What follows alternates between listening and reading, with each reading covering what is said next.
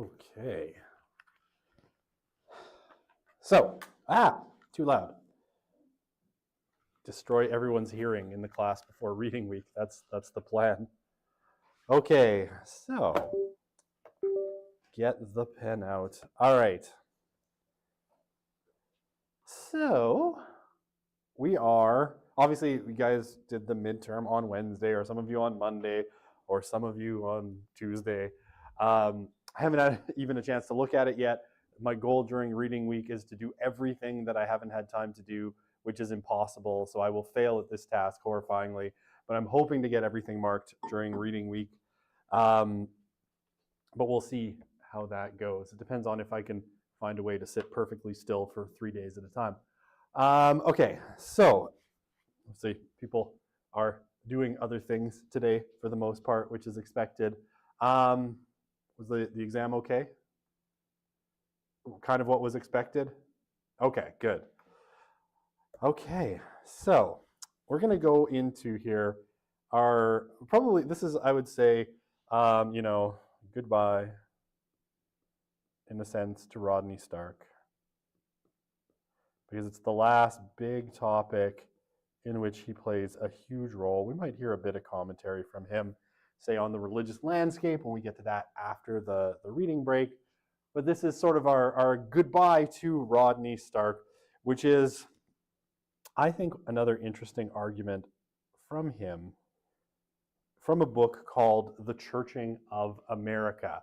And, and officially, like, the subtitle of the book is, the winners and losers in our religious economy.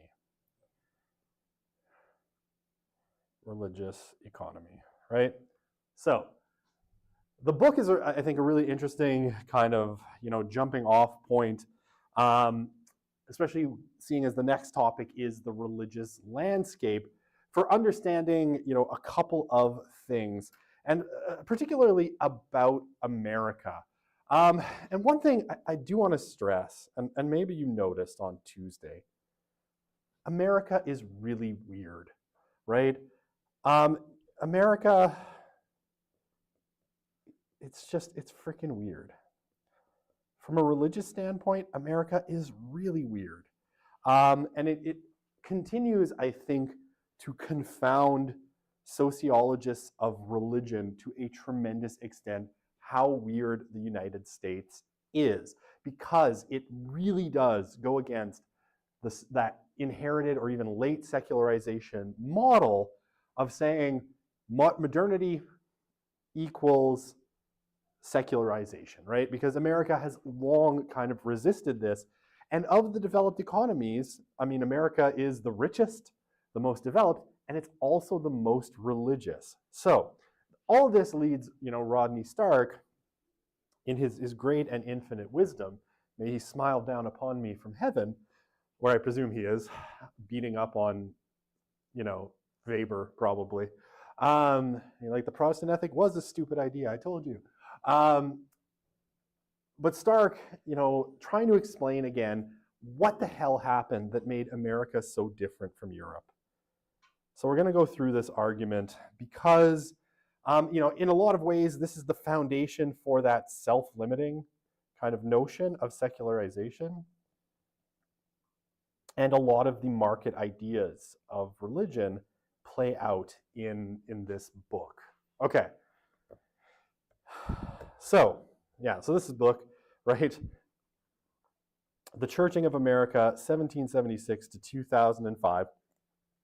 So I will say, what this book kind of misses, and unfortunately, Rodney has passed, so there won't be an update to this book. Though he was amazingly productive right to the end of his life, which I only hope that I am so curmudgeonly and productive even in my dying years.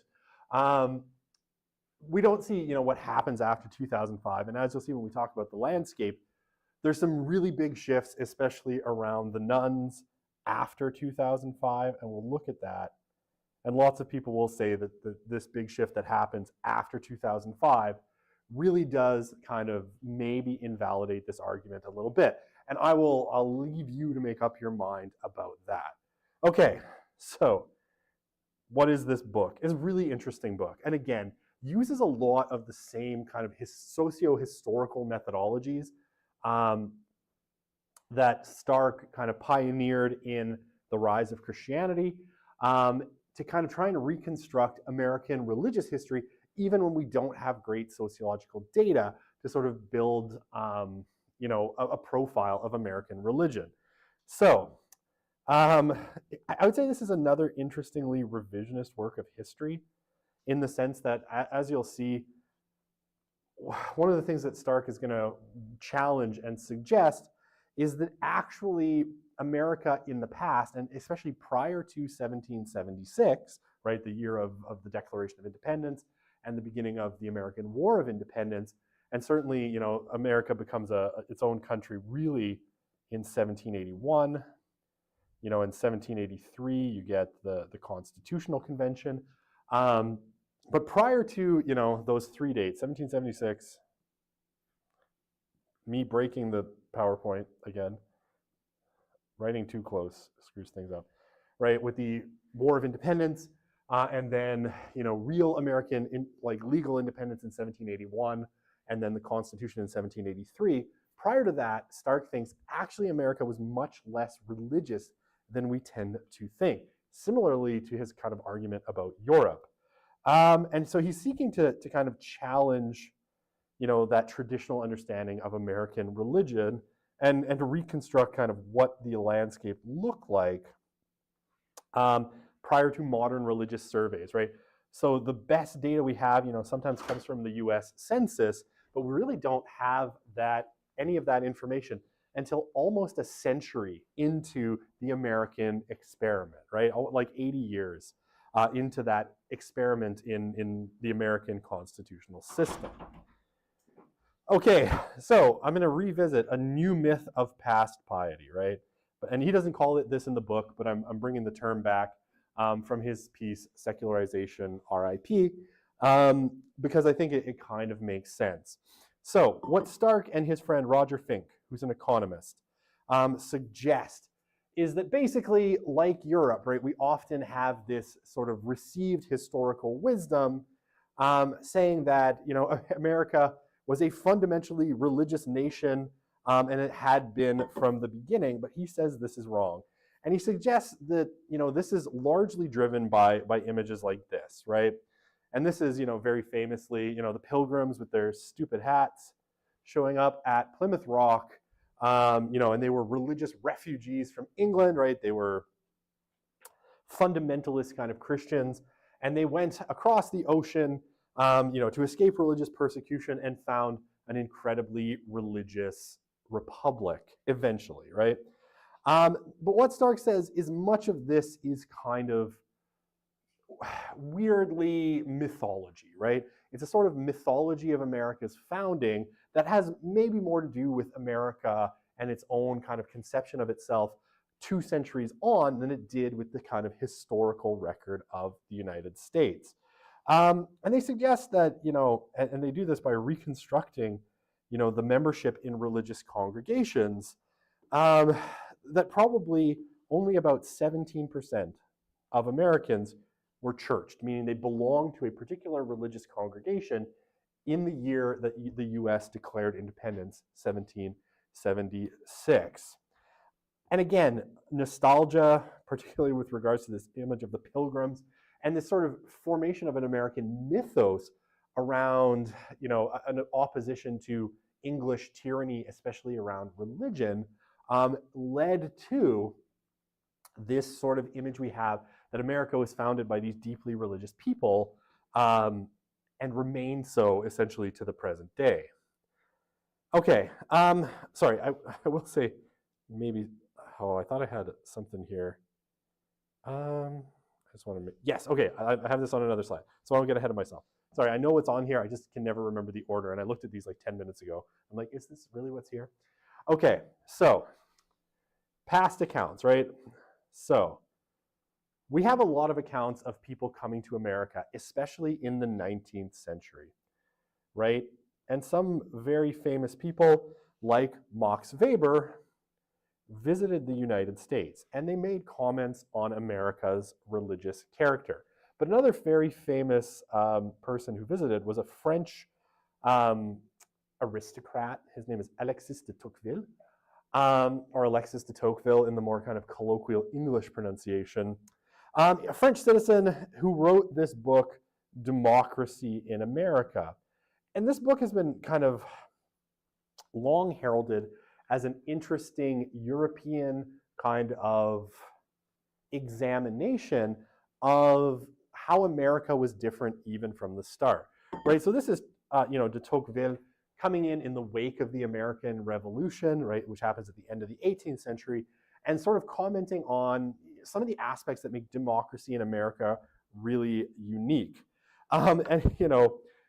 One of the things de Tocqueville notes is the religious aspect of the country, he says, was the first thing that really struck him. And this is true of a bunch of other European scholars, right? Francis Grund from Austria, Andrew Reed from England, Philip Schaff from Germany, and finally Marx, the famous, one of the three founding fathers of sociology, Max Weber.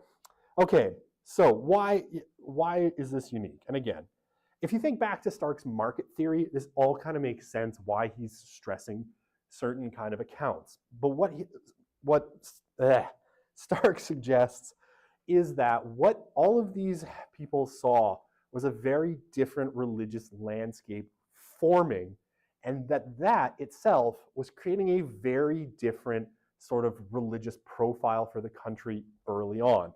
And what he says is that people like Weber, and Schaff and Grund and Reed were all very used to this European model, where coming out of the 100 Years' War, the church, whatever it happened to be, was funded by the state, and in a lot of cases, supported by the state in major ways. Now, you can think of Germany as a particular example of this. Germany, to this day, like this is still the case in Germany, that both the Catholic and the evangelical church, or in that case, what that actually means is Lutheran, to this day are funded by the state. In Germany today, the German government collects taxes based on people's kind of stated religious identities, either Catholic or Lutheran, and then distributes those funds to those organizations. So, basically, if you're listed as a Catholic on the census, the German government is then going to say, okay, we have this proportion of Catholics in the country, and we're going to then, okay, so we're going to collect taxes based on that number and then transfer that money straight over to the Catholic Church, which creates a really weird thing in Germany to this very day. The German churches are damn near empty, right? Nobody goes to church in Germany, just about. But when you look at it as part of the Catholic Church, the German Catholic Church is among the richest Catholic subunits of the Catholic Church in the world. The German bishops are constantly throwing their weight around because they have a crap ton of money because it's collected for them from a relatively wealthy state and given to them without them having to do anything. And this, was what Weber was used to seeing. He was used to seeing, churches that were pretty empty and pretty low religious intensity, but were really well funded because they were funded by the state. So they had a lot of top level stuff going on, but at the low level, in the pews, very little happening. Okay, and what Weber says, in his reflections on America, church affiliation in the US brings incomparably higher financial burdens, especially for the poor, than anywhere in Germany, because owing to America's Constitution, I think it's the First Amendment, basically saying that the American government, the federal government, will not establish a state church. And this creates, so whereas Germany, France, England are all essentially monopolies, right? In France, it's Catholic. In Germany, it's technically a duopoly, right? It's Catholic and Lutheran. I don't know what happened. No, do not do that to me. It doesn't like T's. Catholic and Lutheran. And in England, right, it's Anglican. but these are all state churches, right? And I mean, not for nothing, right? You know, if you were paying attention during the last coronation in England, right, Charles assumed his role as the head of the Church of England, right? As the head of the Anglican Church. So there's that really close tie between church and state. And, you know, Elizabeth II, for her whole reign as queen, was the head of the Church of England. So very different. And so what Weber says, you know, he looks at the US and he says, you know, this congregation in Lake Erie, where German lumberjacks were, right? Lumberjacks paid approximately 80 of their $1,000 yearly salary to support the church. And he said, like, he notes, everyone knows that even a small fraction of this financial burden in Germany would lead to a mass exodus from the church, right? Germans were accustomed to the state funding their church. So if they're showing up at all, you know, they're not giving. They're not the ones supporting the church. And so America, I just splashed myself in the eye with coffee. Oh my. You know, America creates this very different situation where if you're going to have a religious congregation that works, it's funded by the people, right? It's funded by the parishioners. Okay, yeah, please.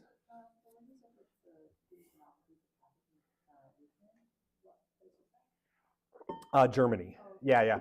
Owing to kind of Germany's weird history, you know, it was sort of the epicenter of the Protestant Reformation, but not all parts of Germany went Protestant. Some of them did, some of them didn't. So when they kind of jammed Germany back together in the 19th century, you know, the merger of Prussia and Bavaria, I think. I'm a little spotty on my German history of the 19th century. They sort of had this compact where it's like both of these churches will be official churches so that we don't get back into our, you know, warfare between Catholics and Protestants. So, yeah.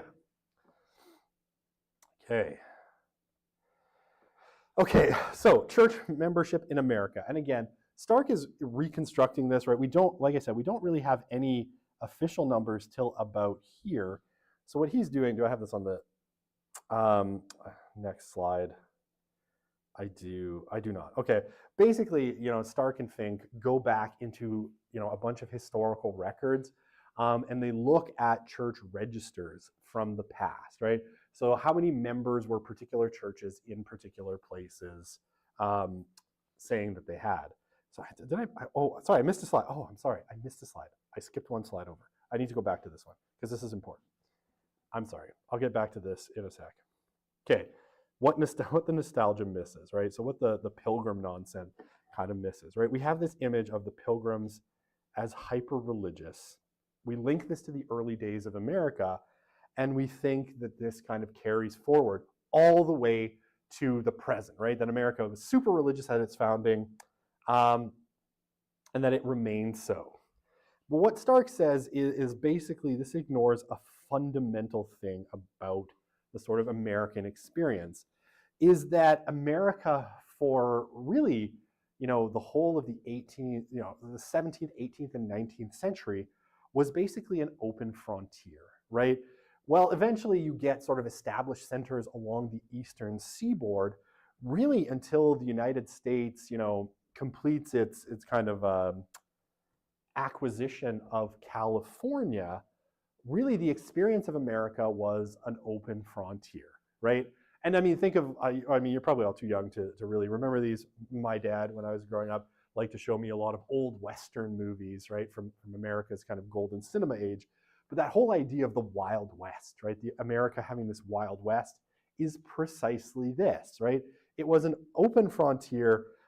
It was relatively ungoverned, right? The government's actual ability to govern those frontiers was relatively limited because they just did not have the law enforcement infrastructure in a lot of places, right? So you get banditry and lots of other things, right? Okay, so what type of people do these scenarios tend to attract? Well, open frontiers, oriented towards commercial profits, are often filled with a high percent of recent male immigrants lacking social ties, right? How to put this? This happened too. If you look at what happened in in the Yukon, right, during the Klondike Gold Rush, the people who were there in large part were men who were looking to get rich, men who had very few social ties. So you have a lot, what happens in these cases is a lot of social deviance and really low levels of church involvement, right? Crime, prostitution, alcohol abuse. It's not for, again, it's not for nothing that the image we often have of the American West is the saloon, right? Where men are drinking whiskey, getting into fights, gambling, going outside and shooting each other, and, shall we say, connecting with the local prostitutes who've been brought in by some other enterprising man, probably who is running a brothel, right? Where all of these men with poor social attachments can, shall we say, scratch that itch that they have. And again, this happened in the Yukon as well. When we look at Canadian history, Dawson City in the Yukon was this kind of rough place with lots of prostitutions, brothels, and all of the nasty stuff that comes with, a lot of men with poor social attachments. Okay, so America, as it was taming this wild frontier, was not this like everybody goes to church, little house on the prairie kind of thing. It was a much rougher place than that. Okay, and even Stark suggests the Puritan settlements in New England, which initially, right, the people who came to England to New England from England, yes, they had very high levels of religious involvement. But they came in the early part of the 1600s. By the mid 1600s, right, their kids and grandkids were showing greater levels of religious apathy and dissent. So that really tremendous religious faith and intensity didn't last through that frontier kind of lifestyle.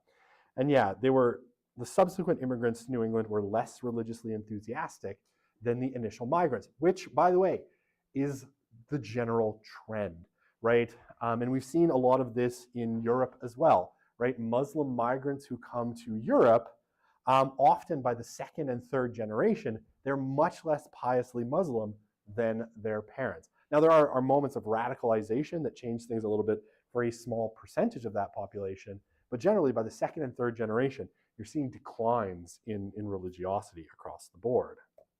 Okay, now here, right? So this is the first time that we start to get really good religious data.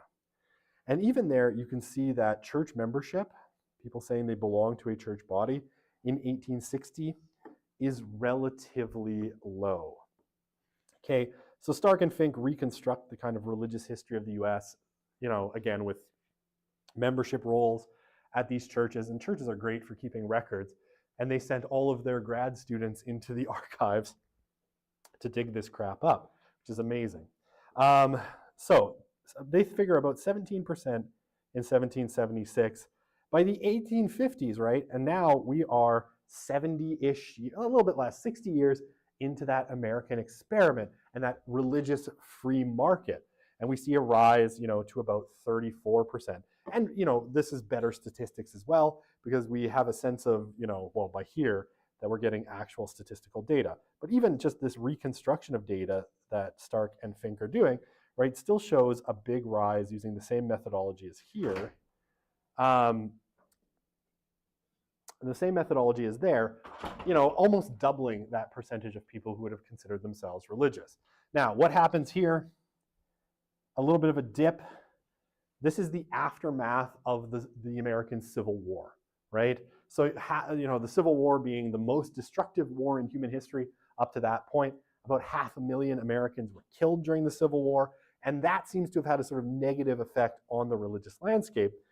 But 2 decades later, by 1890, you see a steady rise back up to 45%, and that trend is actually going to continue, well into the 2000s, right? To where by 2000, a much greater percentage of the American population belonged to a religious congregation than, at any point prior to that. And it kind of flattens out a little bit, between 1980 and 2000. Okay. And I mean, this is kind of well understood too. When I show you some of the religious landscape numbers, the kind of high point for American religion seems to be the 1990s, right? The 1990s, people were very religious, and you had the, like, especially evangelical and Catholic churches doing really, really well. And like the high point of American evangelicalism seems to be about 1996, after which we see a bit of a decline, but we'll talk about that in future lectures and why that might be. Is it trying to like go from like I guess next year and saying there's like not a lot of religion at all? Mm-hmm. Now it's time. Yeah, and as the society gets more settled, right? Because as you move through here, you know, obviously that frontier gets closed up. You know, by the time you're hitting kind of here, you're sort of hitting the end of the frontier period for the US, right? Where the Wild West is sort of calming down. It's mostly been settled. The American government's managing to kind of move its institutions westward with a lot of that population movement. And so it gets much more settled. And again, if you ever, you know, go and watch some old Western movies, you kind of see this in movies like The Magnificent Seven, which is based right around this period where it's like, well, there's nothing for us to, you know, we're gunfighters. There's nothing for us to do anymore because there's no gunfights and there's no train robberies anymore, right? The whole thing's gotten settled. And obviously by the 2000s, right? Super industrialized country, like right around, you know, probably right around here again, the US becomes the dominant industrial power globally, so surpassing the UK. Okay, does that answer your question? Perfect. All right.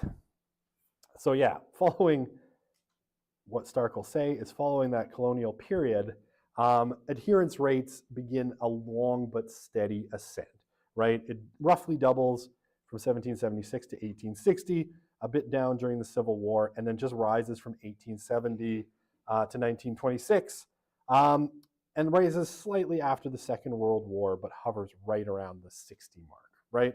So right from about here, you don't see a huge shift. But yeah, that 1960 to 2000 period is probably like golden era for American religion.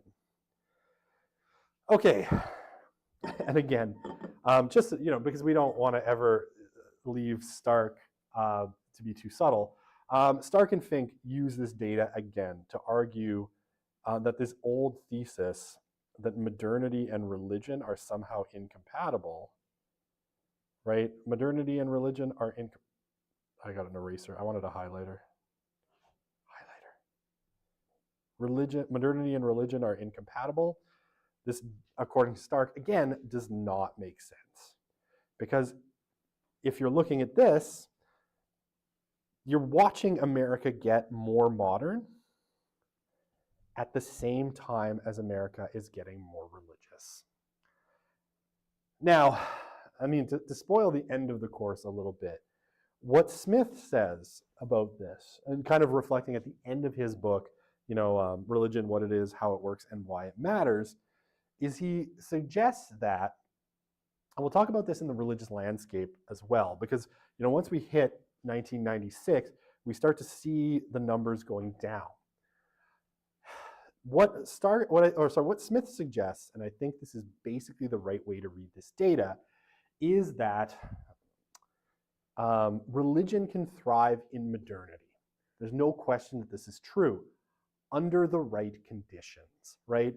And America seems to offer the right conditions from, you know, about 1890 to 2000 for religion to thrive in modernity, right?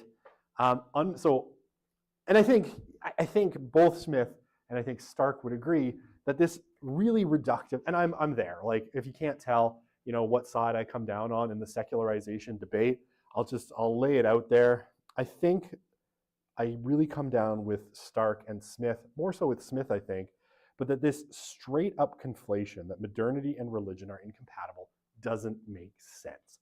There's much more complexity to it, and to make that claim, you have to explain America. Now, does modernity cause problems for religion?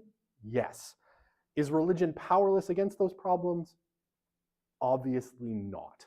You know, under certain circumstances, it can adapt and it can thrive in modernity. Not always, but sometimes. Okay. So you have religion in America continue to grow and thrive despite modernity and post-modernity, right? So I think under the right social conditions, religion can thrive. And probably one of those is, what happened there? Okay. A free market, right? A free religious market that has a lot of innovation. Okay.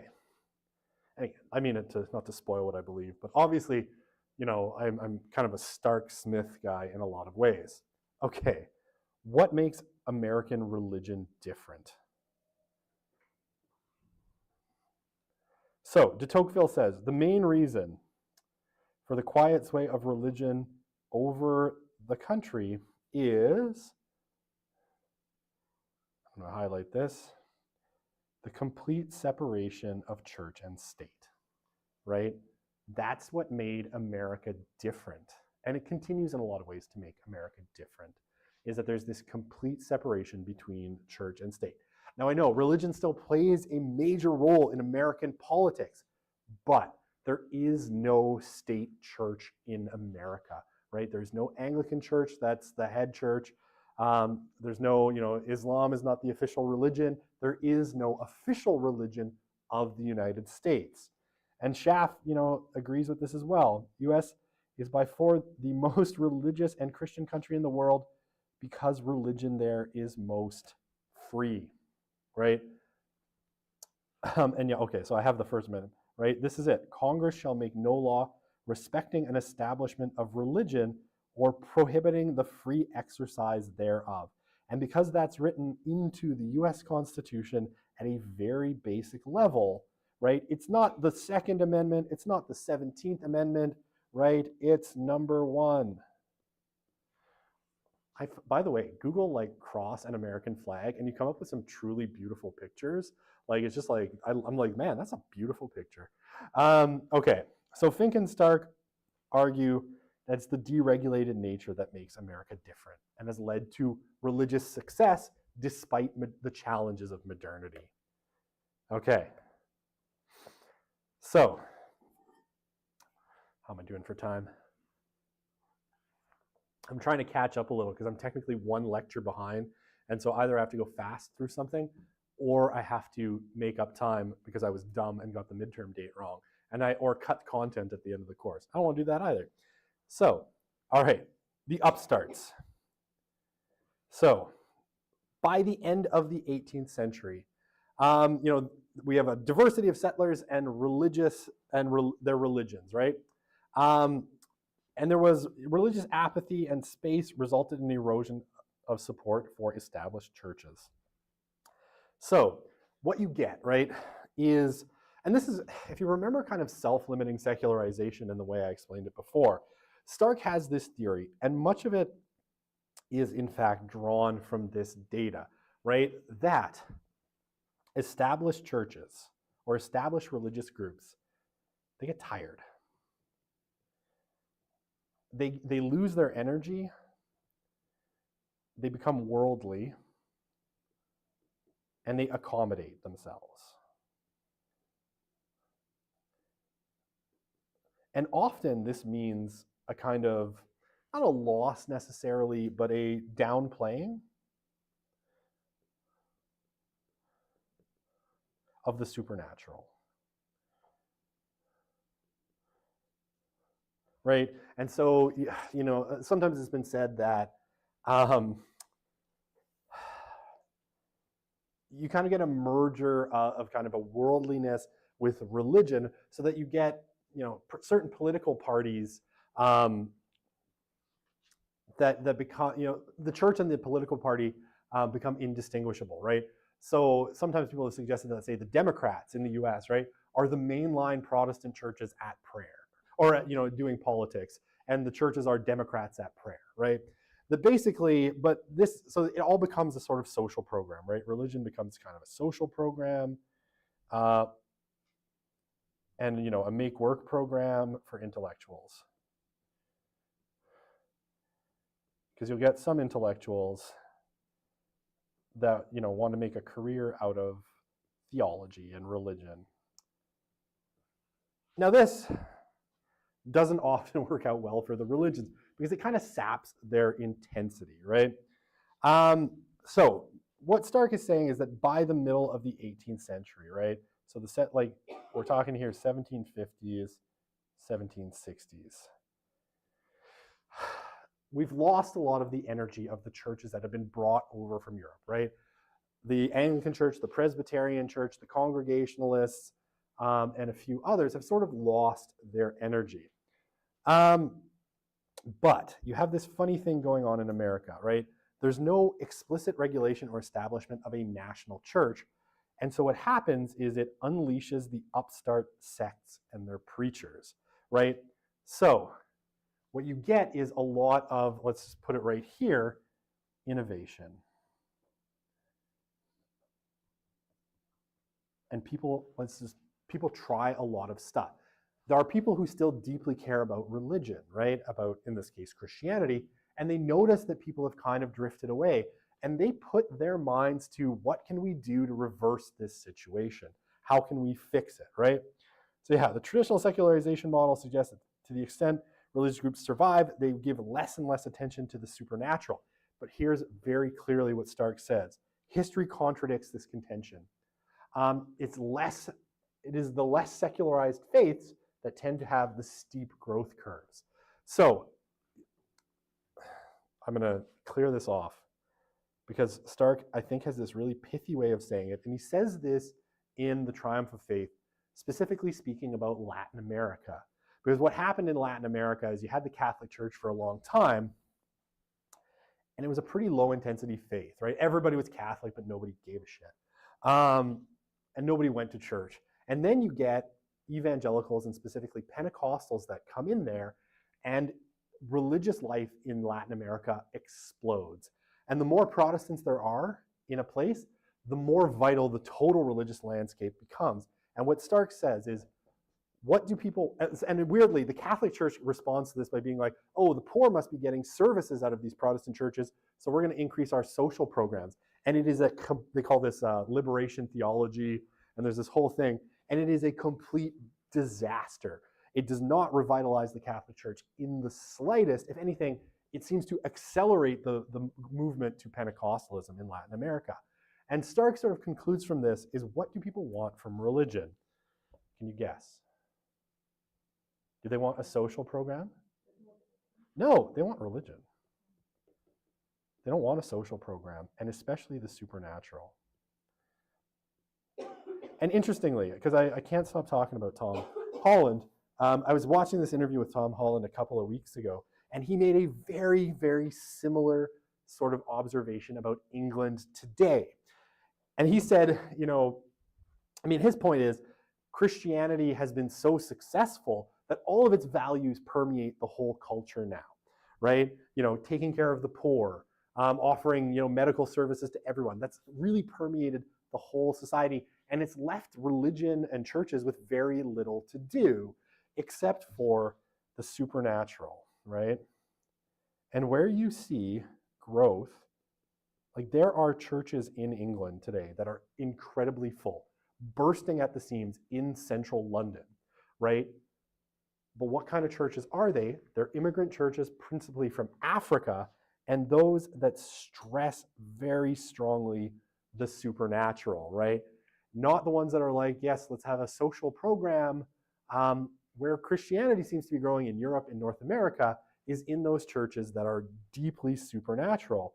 Because, if it's like, yes, we all are Christian, we should go start a soup kitchen or, collect socks for the homeless. It's not that that has no value, but it's not, you can do that anywhere. And it's those supernatural aspects that really seem powerful. Okay. So the decline of the main line is an old story, Stark says. And the main line are these old Protestant churches. And when we take a look at the religious landscape, I'm going to show you a graph that basically shows, the decline of the mainline churches. It used to be like 25% of the American population, and it does like a nosedive. And somewhere around 2035, 2040, it's going to disappear basically completely. It's going to be so small you can't measure it anymore. It's just going to go into lumped in with other, right? Which is not a good story for something that used to be dominant.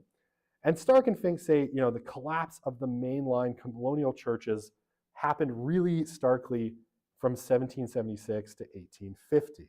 This is the modern ones, right? You have your Methodists, your American Baptist, Northern Baptist, Episcopal or Anglican, Lutherans, United Church, Presbyterian, and I don't know, the Christian Church Disciples. Sometimes these are 7, right? 7, the 7 sisters of the mainline churches, and some that were older, like the Congregationalists, the guys who founded Harvard, have disappeared off this map altogether. So, if we look, in 1776, Congregationalist Presbyterians and Episcopalians, or Anglicans, went from 55% of church adherents to 19% in 1850, and today they make up only 4, right? And you had a bunch of upstart churches that themselves eventually became old and faded away, but things like the Baptists and the Methodists, they grew really quickly from their ability to spread out into the American frontier and convince people that they had something to offer, while also outcompeting the older churches in New England, right, in the established part of the United States.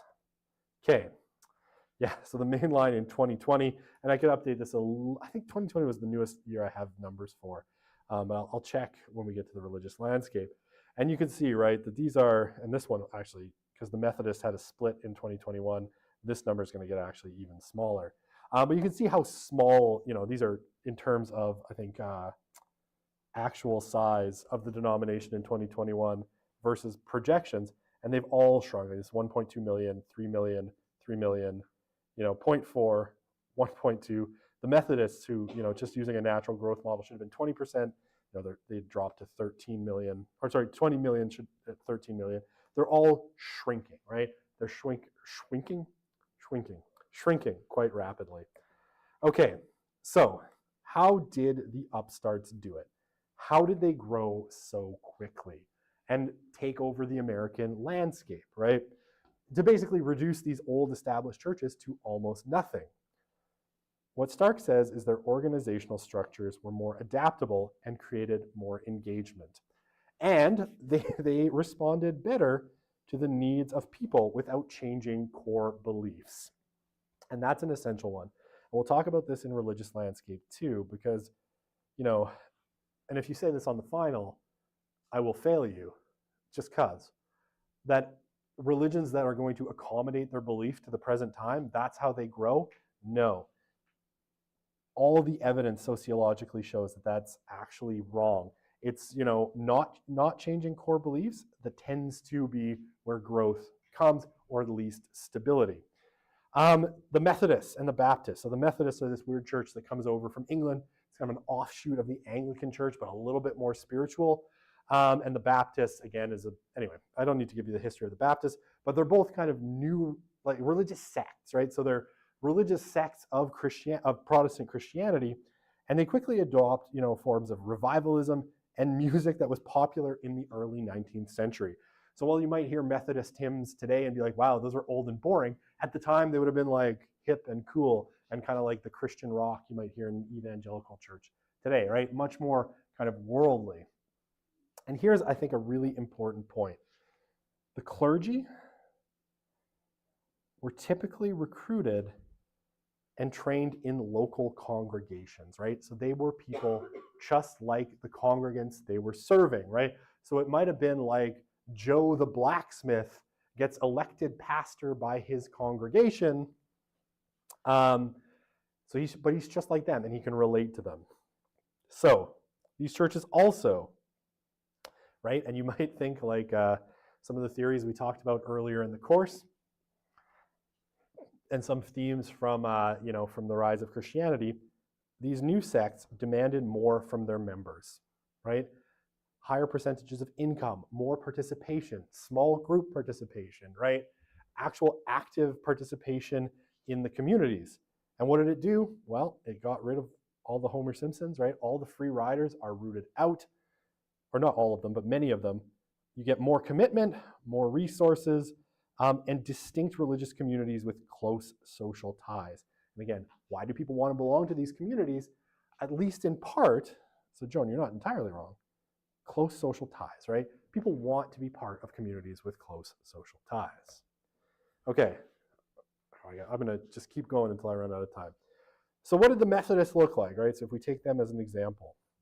The Methodists, so this is our classic tent revival, right? So you got your preacher here, and people gathering around and dance. You see this lady's dancing, right? There's dogs and all sorts of things going on, right? It looks like kind of a party. This is what it was like. So lots of energy. This guy's preaching, la la la, and people are turning themselves over to the Lord, presumably, right? And so this is a movement of revivalism that would have gone from the middle part of the 19th century,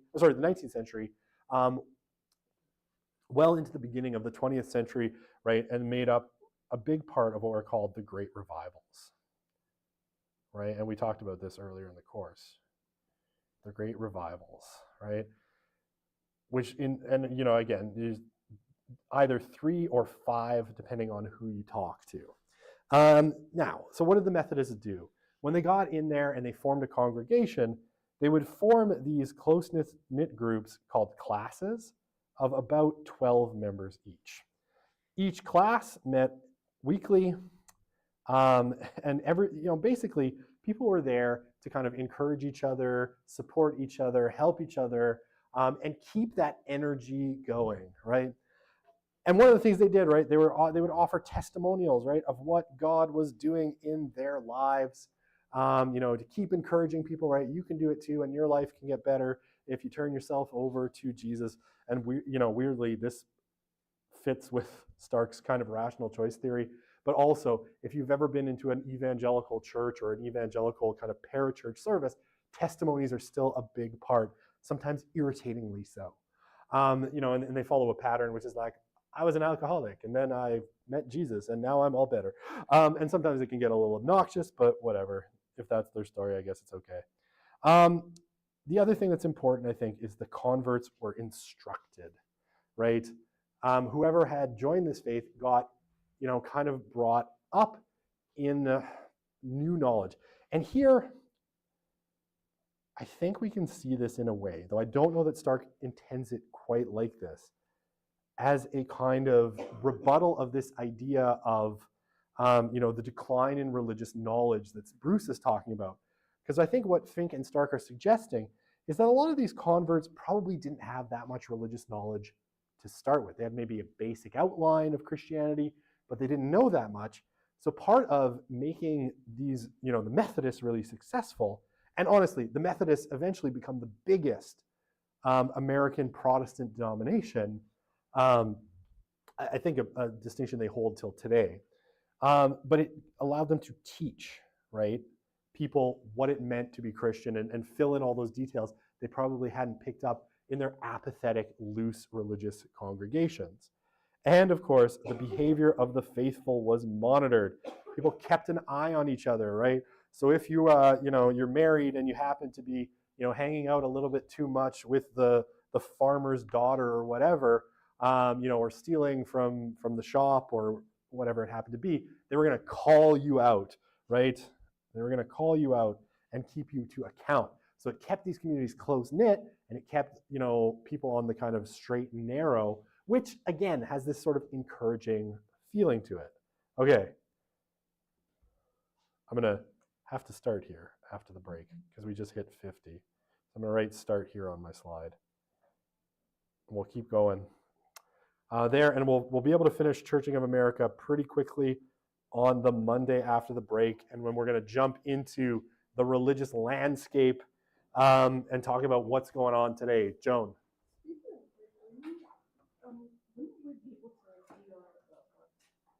For the second midterm?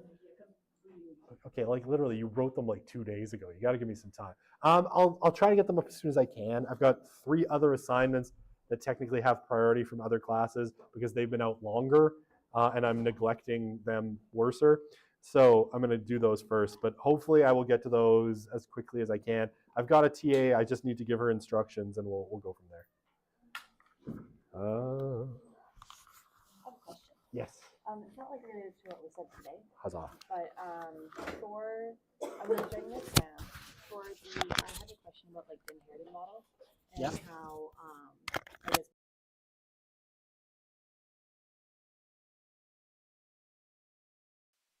like informed it. Okay. Yeah. Yeah. Is it basically that? Because like when I was studying, I found them kind of like interchangeable. Is it just that late sexualization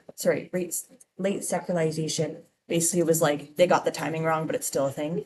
That's right. Oh, okay. Yeah. But otherwise That's- it's pretty It's pretty, synchronous. he's very convinced of this, like,